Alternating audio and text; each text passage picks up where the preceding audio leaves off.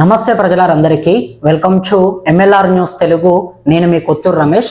ముందుగా ప్రతి ఒక్కరు కూడా మన ఛానల్ని సబ్స్క్రైబ్ చేసుకునే ప్రయత్నం చేయండి.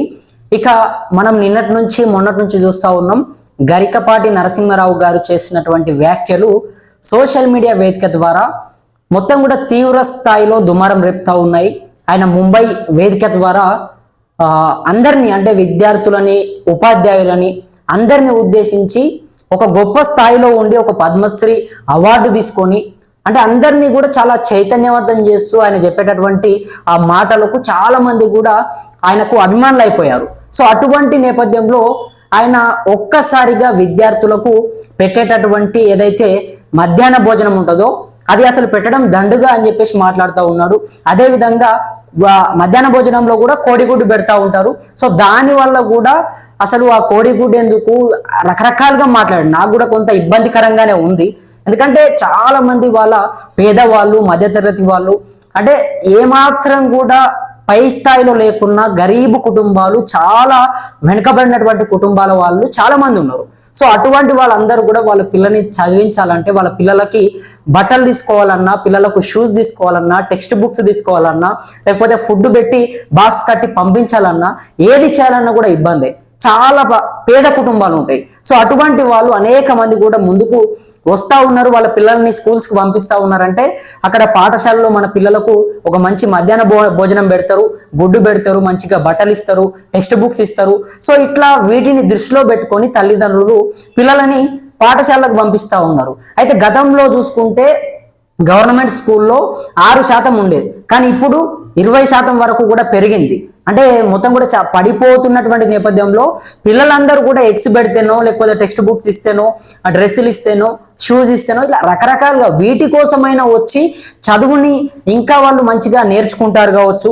సో ఇట్లా భావించి ప్రభుత్వం పేదవాళ్ళందరికీ కూడా చదువుని దగ్గర చేయాలి, అందరినీ కూడా మంచిగా చైతన్యవంతం చేయాలి, పేదవాళ్ళందరికీ కూడా మంచి ఉన్నత శిఖరాలు చేరుకునే విధంగా వాళ్ళకు విద్యను అందించాలని చెప్పేసి ప్రభుత్వాలు భావించి మంచి ఒక గొప్ప ఆలోచనతో మధ్యాహ్న భోజనాన్ని పెడతా ఉంటే, ఆ మధ్యాహ్న భోజనం అసలు దండగా పెట్టడం ఎందుకు అని చెప్పేసి గరికపాటి నరసింహారావు గారు మాట్లాడడం అనేది నిజంగా మరి నోరు జారారని చెప్పుకోవచ్చు.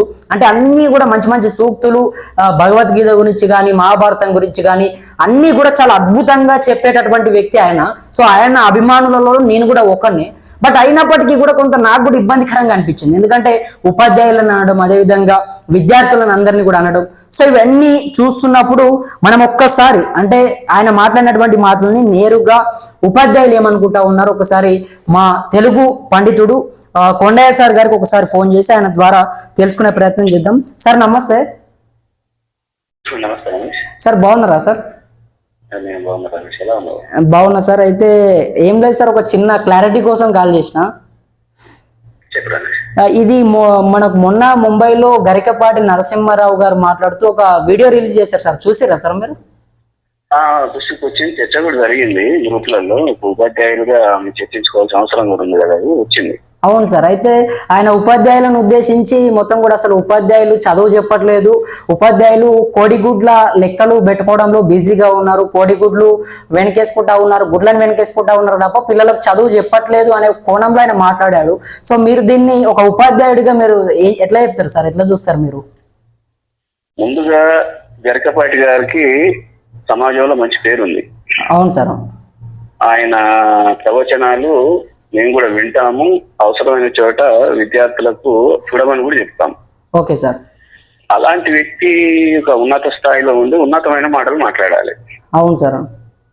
ఉన్నతమైన మాటలు పడాలి. ఆ మాటలతో పాటు ఒకవేళ అతనికి స్కూల్ ఎడ్యుకేషన్ సిస్టమ్ లో ఏమైనా ఇబ్బందులు ఉంటే, బాధ అనిపిస్తే, ఒక పెద్ద ఆయనగా గవర్నమెంట్ కు ఆయన ఫిర్యాదు చేయొచ్చు, సలహాలు ఇవ్వచ్చు. అవును సార్. అంతేగాని ఉపాధ్యాయులకు కేవలము కోడిగుడ్ల లెక్క పోతుందనడం, కోడిగుడ్ల లెక్క రాస్తుందనడం తప్పది. Okay sir. అంటే ఇప్పుడు ఈ కోడిగుడ్ల లెక్కలు మనం కనుక అప్పట్లో మీరు మాకు చెప్తున్నప్పుడు కూడా ఆయా వాళ్ళు వీళ్ళు ఉండేది, వాళ్ళు చూసుకునేది, కానీ ఇది ఉపాధ్యాయులు చూసుకోవడం ఏంటి సార్? నాకు అంటే ఉపాధ్యాయులు చూసుకుంటారు మీకు అంటే మన ఇద్దరికి అది క్లియర్ గా తెలుసు సార్. ఎక్కడైనా వంట వాళ్ళు ఉంటారు. అవును సార్. ఆ వంట వాళ్ళు ఉండడం కోసం పర్యవేక్షణ చేస్తారు. అది ప్రతి ఉపాధ్యాయుడు చేయరు, వారానికి ఒకరు లేదంటే రోజుకొక చేస్తా ఉంటారు. సార్. ఒకవేళ కోడిగుడ్లు అవుతున్నాయా లేదా అని ప్రభుత్వం ఈ మధ్య అమ్మ ఆదర్శ పాఠశాల నుండి డబ్బులు పంపుతా ఉన్నారు. తర్వాత ఒక పేరెంట్ కమిటీ ఉన్నాయి. అవును సార్. అందుకోసం ప్రభుత్వానికి సలహా ఇవ్వమనండి. అనేక మంది ఎన్ఈఓలు ఖాళీగా ఉన్నారు. ఆ తర్వాత ఎన్ఈఓల పోస్టులు ఇచ్చేసి పర్యవేక్షణ పెంచమనండి. అలాంటి పెద్ద ఆయన అలాంటి సలహా ఇస్తే బాగుంటుంది. కానీ కేవలం కోడిగుడ్ల కోసమే కాదు, కోడిగుడ్లకు ఒకవేళ కోడిగుడ్లు ఇచ్చినా ఉపాధ్యాయులు ఏమి ఇబ్బంది పడట్లేదు. అది ఒకవేళ పడ్డారనుకోండి, వాటి కోసం ప్రత్యేకంగా ఎక్కడైతే ఆదాని లేకుంటే వాళ్ళ పెట్టమని మంచి సలహా ఇవ్వమనండి, పేపర్ స్టేట్మెంట్ ఇవ్వమనండి, ప్రవచనాలు చెప్పమనండి. అది ప్రభుత్వానికి చేరుతా ఉంది, ఏమన్నా మార్పులు వచ్చే అవకాశం ఉంటుంది. సార్, అంటే ఇప్పుడు ఈ మధ్యాహ్న భోజనం పెట్టడం కూడా అంటే ప్రభుత్వాలు ఒక మంచి ఉద్దేశంతో పేదవాళ్ళందరినీ కూడా ఆదుకోవాలి, పేదవాళ్ళ బిడ్డలు కూడా ఉన్నత శిఖరాలకు చేరుకోవాలి, పేదవాళ్ళందరికీ కూడా విద్య దూరం కాకూడదు అనే ఒక ఉద్దేశంతో ప్రభుత్వాలు మంచి మధ్యాహ్న భోజన పథకాన్ని అమలు చేసి పిల్లలందరినీ కూడా చక్కగా చూసుకుంటుంటే అసలు మధ్యాహ్న భోజన పథకం కూడా దండగా అసలు ఎందుకు పెడతా ఉన్నారు తిండి అంటూ కూడా ఆయన మాట్లాడాడు సార్. అయితే గరకపాటి గారు కేవలము దైవానికి సంబంధించిన లేదంటే ఆధ్యాత్మిక సంబంధించిన ప్రవచనాలతో పాటు ఈయన కొన్ని నివేదికలు తెచ్చుకొని చదువుకోవాలి. అందుకే ముందే చెప్పాను, నాకు పెద్ద ఆయన ఒక మాట అన్నప్పుడు చాలా మంది అబ్జర్వ్ చేస్తారు దాన్ని. అవును సార్. ఇప్పటికే చర్చ జరుగుతా ఉంది. మనకు గ్లోబల్ హంగర్ ఇండెక్స్ అని ఒక కంపెనీ, ఒక సంస్థ ఉంది, గ్లోబల్ హంగర్ ఇండెక్స్, GHI అనేది. దాని నివేదిక ప్రకారము 2024లో నివేదిక తెస్తే 123 దేశాలలో ఎంక్వైరీ చేస్తే మనది భారతదేశ స్థానం 102. 123 దేశాల్లో పోలిస్తే 102. ఏంటిది? పౌష్టికాహారం లేకుండా విద్యార్థులు ఇబ్బంది పడతా ఉన్నారు.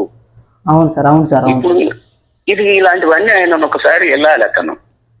తను వెళ్తే క్షేత్రస్థాయికి వెళ్తే ఒక 5వ తరగతి చదివే విద్యార్థి, 6వ తరగతి చదివే విద్యార్థి, అలాగనే 10వ తరగతి చదివే విద్యార్థి ఆయన వయసు ఎంత, వయసుకు తగ్గట్టు హైట్ ఉన్నాడా, హైట్కు తగ్గట్టు వెయిట్ ఉన్నాడా, దీనికి కారణాలు ఏంటని తెలుసుకోవాల్సిన అవసరం ఉంది ఆయన. అవును సార్. అలా తెలుసుకుంటే క్షేత్రస్థాయిలో వెళ్తే, ఇప్పుడు అనడం కాదు కానీ ఆయన ఇప్పుడు ఒక ఏసీ రూమ్ లో కూర్చొని అక్కడ కూర్చొని మాట్లాడితే కాదు కదా. క్షేత్రస్థాయిలో మీకు తెలుసు, నాకు తెలుసు, క్షేత్రస్థాయిలో ఉన్నప్పుడు పిల్లలు ఉదయం అసెంబ్లీలో నిల్చొని ఉంటే ఒక అర్ధ గంట కూడా అసెంబ్లీ నిల్చోలేకుండా కళ్ళు తిరిగి కింద పడ్డ వాళ్ళు లేరా రమేష్? ఏంటంటే ఏమైందంటే ఇట్లా అమ్మ వాళ్ళు పొద్దున్న లేచి, నాన్న వాళ్ళు పొద్దున్న లేచి వ్యవసాయం పనులకు వెళ్ళారు, పొలం పనులకు వెళ్ళారు, వండలేదు సార్, వచ్చామంటే మీ ముందే కదా బిస్కెట్ ప్యాకెట్ ఇచ్చి 2 బిస్కెట్ ఇచ్చి నీళ్ళు ఇచ్చిన రోజులు ఉన్నాయి కదా. ఇవన్నీ ఆయనకు తెలియాలంటే ఒకసారి క్షేత్రస్థాయిలో బళ్ళకి వెళ్ళాలి. అవును సార్. అంటే నాకు కూడా బాధ అనిపించింది సార్, ఎందుకంటే ఉపాధ్యాయులను పట్టుకొని ఏదో గుడ్లు వెనకేసుకోవాలంటే అసలు ఉపాధ్యాయులు గుడ్లకు వాళ్ళకి సంబంధం, అది మొత్తం కూడా వంట వాళ్ళు చూసుకుంటారు అని చెప్పేసి మేము కూడా కొంత డిస్కస్ చేసుకునే ప్రయత్నం చేసినాం. ఒక్కసారిగా ఉపాధ్యాయులను ఏదో టార్గెట్ చేసి మాట్లాడినట్టుగా అయినా ఇట్లా మాట్లాడడం అనేది కరెక్ట్ కాదు అన్నట్టుగా ప్రతి ఒక్కరు ఉపాధ్యాయులు దొరికారు. ఆయన చాలీస్ ఎక్కువ, ఉపాధ్యాయులకు ఉద్యోగాలు ఎక్కువ, చాలీస్ ఎక్కువ అంటాడు. నివేదిక పెట్టాలని నివేదిక తీసుకొని పెడితే అది సమాజంలోకి వెళ్తుంది. ఇంకోటి ఏంటంటే ఇలాంటి వ్యక్తులు అనడం వల్ల సమాజంలో ఉపాధ్యాయుల మీద ఇప్పటికే చిన్నచూపు ఉంటుంది అక్కడక్కడక్కడ. ఇలాంటి మాటల వల్ల ఏమైతుంది, ఇంకా అది ఎక్కువ అవుతుంది. అది అంటే ఆయన సార్ అంటే ఇప్పుడు ఆయన ఇది షూస్ కానీ లేకపోతే యూనిఫామ్స్ కానీ ఇవి కూడా అసలు పిల్లలకు దండగా అసలు ఇవ్వాల్సిన అవసరమే లేదు, అదే విధంగా వాళ్ళకు ఫుడ్ పెట్టాల్సిన అవసరం కూడా లేదని చెప్పి చెప్తా ఉన్నాడు. గతంలో కనుక మనం చూసుకుంటే ఒక 6% నుంచి పేదవాళ్ళందరూ కూడా పిల్లలు స్కూల్స్కి రావడం మొదలుపెట్టి దాదాపు ఈరోజు ఆ 6% కాస్త ఈరోజు 20%కు పెరిగిందంటే దానికి కారణమే ఈ యూనిఫామ్స్ ఇవ్వడము, కాస్త పిల్లలని మోటివేట్ చేయడము, దీని ద్వారా ఒక స్ట్రెంత్ పెరుగుతుంది, పిల్లలు వచ్చి చదువుకోగలుగుతున్నారు. అటువంటి దాన్ని ఆయన ఉద్దేశం బట్టలు ఇవ్వడము, ఆ తర్వాత గుడ్డు పెట్టడము, ఫుడ్ పెట్టడం వేస్ట్ అనుకుంటే ఒకసారి ఆయన ధరణి భరోసా, రైతు భరోసా ఇస్తున్నారు కదా. అవును సార్. 1 ఎకరా ఆయనకి ఇస్తా ఉన్నాడు, 100 ఎకరాలు ఆయన కూడా ఇస్తా ఉన్నారు. మన దగ్గర కూడా మనం డిస్కస్ చేసాం, మన ఊర్లో కూడా ఎవరెవరికి వస్తాయనేది. అవును సార్. మరి అన్ని ఎకరాల భూమికి ఇంత డబ్బు వేస్ట్ అవుతుంది, అయితే రైతు భరోసా ఆయనకి ఎందుకు, పేదోళ్ళకి ఇవ్వండి అని అక్కడ వీళ్ళకి నోరు రాదే కదా. అవును సార్. ఉన్నటువంటి ఆసాంలో ఒక మంత్రికి కూడా కొన్ని 100 ఎకరాల భూములు ఆయన కూడా రైతు భరోసా డబ్బులు పడుతున్నాయి. అది రాజగోపాల్ రెడ్డి గారు మునుగోడు నియోజకవర్గం క్లియర్ గా చెప్పాడు అసెంబ్లీలో. అవును సార్, చెప్పింది సార్. అలాంటి వాళ్ళని పలకరించడానికి లేదు. ఒకసారి ఆ పిల్లల డ్రెస్సులు చూడమనండి. అప్పట్లో అంటే బట్టలు ఎన్నిసార్లు కుట్టుకొని వస్తారో మీకు తెలుస్తుంది. అది అవును సార్, చూడమనండి. అది అవును సార్, కోడిగుడ్డు పెట్టిరంటే ఆ రోజు ఒక ఆనందం. కాకపోతే ఆయన ఏం చేయమనండి అంటే, బట్టలు బాగలేవండి, పిల్లలు ఎదుగుదల లేదు, హైట్ లేరు, హైట్ తగ్గట్టు వెయిట్ లేదు, ఇది సరిపోవట్లేదు, ఇంకా ధార్మిక సంఘాలు లేదంటే ఇంకా సేవా సంస్థలు ఏమన్నా ఉంటే వాళ్ళతోని చెప్పించి ఇంకెక్కువ ఫుడ్ పెట్టి పౌష్టికారం పెట్టి పిల్లలను బాగు చేయమని చెప్పాలి సలహాలు ఆయన. అవును సార్, అవును సార్. ఇంకో మాట కూడా అన్నాడు ఆయన, నేను వీడియో విన్నాను, అది చదవనండి లేకపోతే వెళ్ళమనండి ఆయన. అవును సార్, ఎంత ఘోరమైన మాట, ఎంత ఘోరమైన మాట అది. అంటే ఆయన పిల్లలు గాని, ఆయన పిల్లలు గాని, ఆయనకు సంబంధించిన పిల్లలు గాని ఎవరైనా ఆ స్కూల్లో చదివితే ఒకసారి వెళ్ళమనండి ఆయనను. మీడియా ప్రకారంగా చెప్పండి. అది మీరు వెళ్ళి క్షేత్రస్థాయిలో వెళ్ళి ఇంటర్వ్యూ చేయమనండి ఆ పిల్లల్ని. మధ్యాహ్న భోజనం ఎందుకు పెడతా ఉన్నారు, తినబుద్ధి అవుతుందంటే ఆ పిల్లలను ఇంటర్వ్యూ చేస్తే తెలుస్తుంది. మహబూబ్ నగర్కి వెళ్ళమనండి, వికారాబాద్ ఏరియా బార్డర్లు వెళ్ళమనండి, ములుగు వెళ్ళమనండి, ఆదిలాబాద్, నిజామాబాద్ ఏజెన్సీ ప్రాంతాలకు వెళ్ళమనండి. వెళితే తెలుస్తా ఉంది. తెలిస్తే ఆయనకు ఆ బట్టలు ఎందుకు ఇస్తా ఉన్నారు, గుడ్డు ఎందుకు ఇస్తున్నారు, ఫుడ్ ఎందుకు పెడుతున్నారని. మరి ప్రభుత్వం అంత గుడిదైతే, అంత బుద్ధి లేని ఐఏఎస్ ఆఫీసర్లు కూర్చొని చర్చ నిన్న కూడా బడ్జెట్ లో పెట్టారు కదా, 3 లక్షలు రిలీజ్ చేశారు కదా, కేటాయించారు కదా. దేనికి మధ్యాహ్నం కేవలం హై స్కూల్ పిల్లలకి కాదు, ఇంటర్మీడియట్ కూడా పెంచారు ఇప్పుడు. అవును సార్, అవును సార్, నిన్న బడ్జెట్ లో చెప్పారు. అవును సార్. మరి ఇది ప్రభుత్వ ఐపీఎస్ అంత హోదాలో ఉన్నారు, ఇలాంటి నిర్ణయాలు తీసుకోవడంలో మరి ఎలాంటి ఆలోచిస్తారో ఆలోచించుకోవాలి పెద్ద ఆయన కూడా. Okay sir, Ramesh. Okay sir, thank you sir. Ramesh ఇంకో మాట కూడా అన్నాడు ఆయన, శోభనం పెళ్లి కొడుకు అని.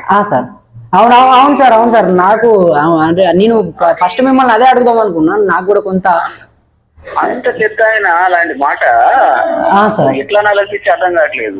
అవును సార్, పెళ్లి కొడుకు పేద పిల్లలు కాదు. ఇప్పటికీ మన చెప్పే పాఠశాలలో పనిచేస్తున్న పాఠశాలలో ఆ వెనక నిలిచిన పిల్లలు కొంచెం ఎండు వస్తే కూడా కళ్ళ నీరు కింద పడతారు. అవును సార్. శోభనం పెళ్లి కొడుకు ఎట్లా అవుతారు వాళ్ళు? శోభనం పెళ్లి కొడుకు అంటే కింగ్ఫిషర్ బీరు ఆయన ఉన్నాడు కదా కంపెనీ, మాల్యా, అవును సార్, వేలాది కోట్లు ఇక్కడ తీసుకొని దోపిడీ చేసి అవి తిని పెళ్లి కొడుకులాగా, శోభనం పెళ్లి కొడుకులాగా విమానం ఇచ్చి పంపించారు. అవును సార్, అవును. ఆయన గురించి మాట్లాడమనండి. పేదవాళ్ళని చదువుకునే పిల్లల్ని తీసుకొని ఉన్నాడు, నీరవ్ మోడీ ఉన్నాడు. ఆ నీరవ్ మోడీని గురించి కొన్ని కోట్ల రూపాయలు మొన్న గత 3 ఇయర్స్ ఉన్నాయి కదా, 3 ఇయర్స్ క్రితం కొన్ని లక్షల కోట్ల రూపాయలు మాఫీ చేశారు. వాళ్ళు కదా శోభనం పెళ్లి కొడుకులాగా వస్తుంది. అది అన్యాయం. ఇది ఆయన మాట్లాడడం. ఇప్పటికి మహిళలకు పౌష్టికాహారం లేక దానికి కనీసం 35% మంది, 50% మంది రక్తహీనతో బాధపడతా ఉన్నారు. ఏజెన్సీ ప్రాంతంలో ఇంకా ఆకుపసలే మిగుతా ఉన్నారు. రవాణా సౌకర్యాలు లేవు. వాళ్ళ దగ్గర టీచర్లు వెళ్ళడమే కష్టంగా ఉంది. అలాంటి వాళ్ళకు అమ్మాయి అని బతిలాడుతుంటే అక్కడనే ప్రైవేట్ విద్యా సంస్థలు మోసం చేస్తా ఉన్నాయి. ఎల్కేజీ వాడికి 1,00,000 ఫీజు. ఎందుకు అని అడగాల, నిరసియాల. ఇలాంటివి చేస్తే బాగుంటుంది. ఆయన పెద్ద ఆయన, ఇప్పటికైనా ఆయన గ్రహించి అంటే ఆయన క్షమాపణలు చెప్తే బాగుంటుంది అనేది ఒక క్షమాపణ కూడా చెప్పేదండి. అలవాట్లో పొరపాటుగా ప్రాతల కోసం వాడాను, నేను వెనకలు తీసుకుంటున్నాను చెప్తే బాగుంటుందేమని అనిపిస్తుంది. చాలా మంచిది అది. కానీ వాళ్ళ వర్షన్ మళ్ళీ ఏం చెప్తా ఉన్నారంటే, ఇప్పుడు గరికపాటి గారిని ఎవరైతే వ్యతిరేకిస్తారో, గరికపాటి గారు చెప్పినటువంటి మాటలను ఎవరైతే వ్యతిరేకిస్తారో వాళ్ళంతా కూడా మూర్ఖులు అన్నట్టుగా వాళ్ళు ఒక నోట్ రిలీజ్ చేసే ప్రయత్నం చేశారు సార్. మూర్ఖులు ఎవరనేది అంత పెద్ద స్థాయిలో ఉండి కూడా ఒక మూర్ఖత్వపు ఆలోచనతో అటువంటి మాటలు చెప్పడం అనేది నిజంగా చాలా ఇబ్బందికరంగా అనిపించింది సార్ మాకు కూడా.